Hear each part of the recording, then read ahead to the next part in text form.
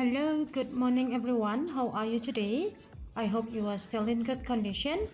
And for today, we are going to learn about announcement. Hari ini kita akan belajar tentang yang namanya announcement. Announcement adalah pengumuman.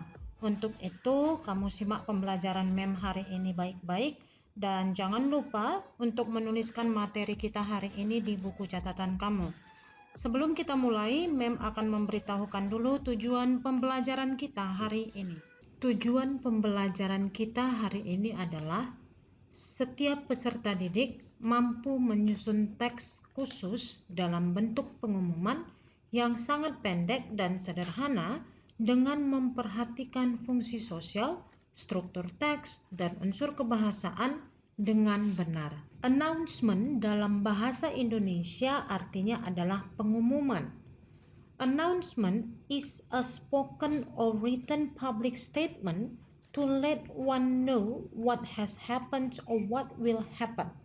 Jadi announcement itu adalah informasi umum yang disampaikan secara lisan maupun tulisan agar si pendengar atau si pembaca dapat mengetahui kejadian yang sudah terjadi atau yang akan terjadi. Apa ya tujuan dari announcement itu?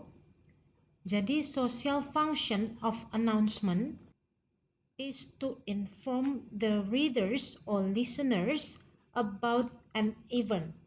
Fungsi sosial dari pengumuman adalah untuk menginformasikan si pembaca ataupun si pendengar tentang sebuah kejadian.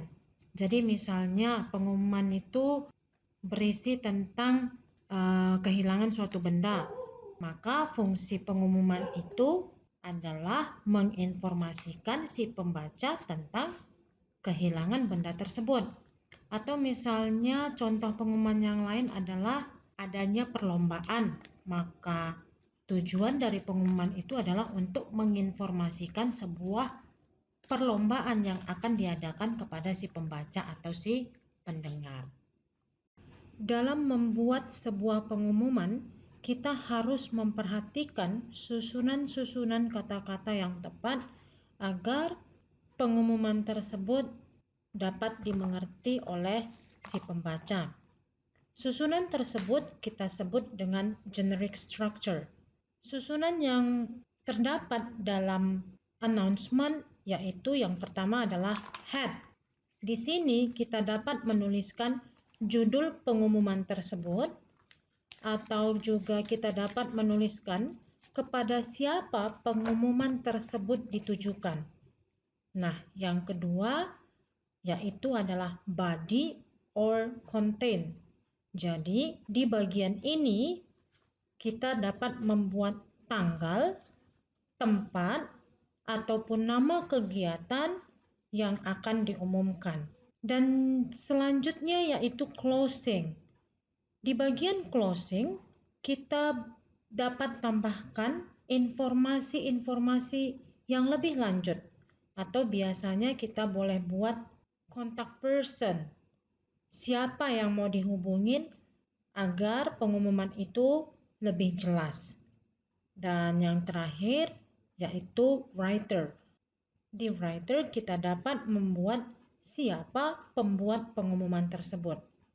Generic structure dari announcement ini biasanya tidak harus berurutan.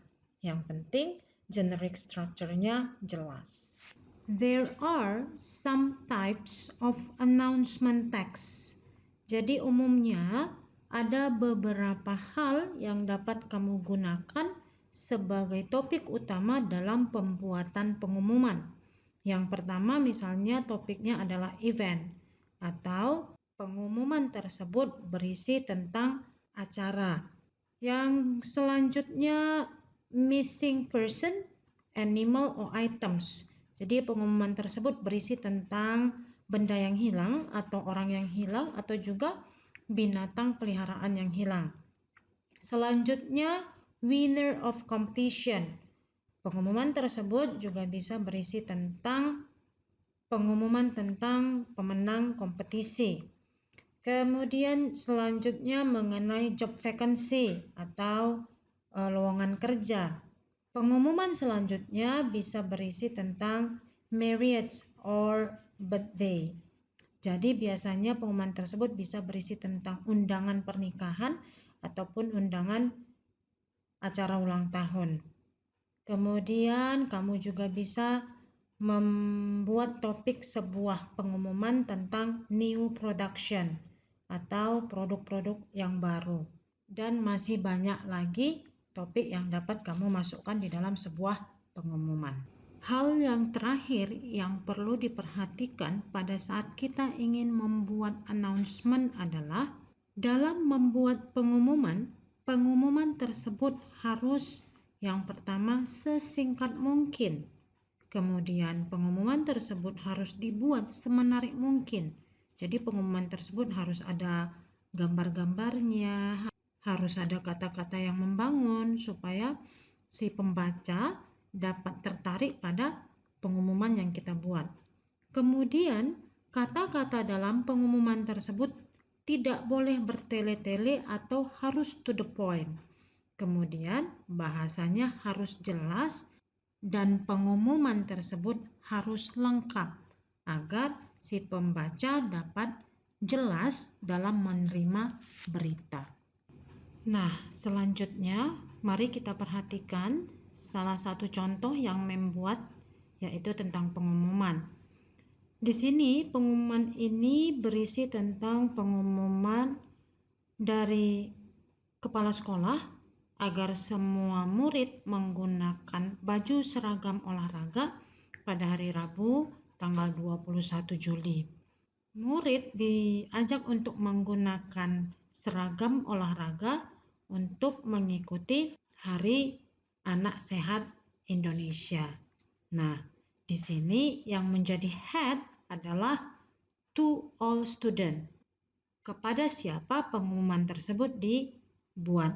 Kemudian kita masuk ke content atau isi. Di sini isinya adalah murid-murid diajak untuk menggunakan baju olahraga. Tanggal berapa? Tanggal 21 Juli. Dan hari apa itu? Hari Rabu. Untuk apa mereka menggunakan baju olahraga? Untuk merayakan Hari Anak Sehat Indonesia. Dan yang terakhir adalah si penulis pengumuman. Siapa penulisnya? Yaitu headmaster. Okay, for today until here our lesson. I hope you can understand about our material today. And don't forget to write our material today in your notebook. Don't forget to finish your work. Keep heart. God bless you and goodbye.